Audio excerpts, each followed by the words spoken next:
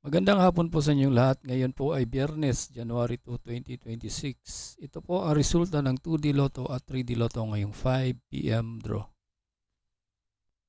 Kung bago ka pa lang sa aking channel, pwede kang mag-like, share, at subscribe para updated kayo sa mga PCSO lottery results araw-araw. For 2D Lotto ngayong 5 p.m. draw, ito po ang mga winning numbers. 27 and 15 in exact order.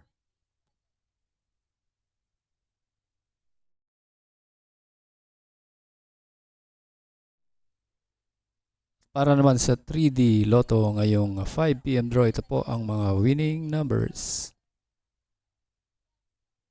8, 8, and 9 in exact order.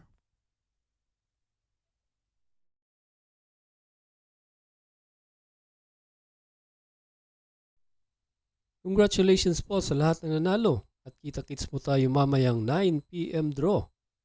Thank you for watching. God bless us all.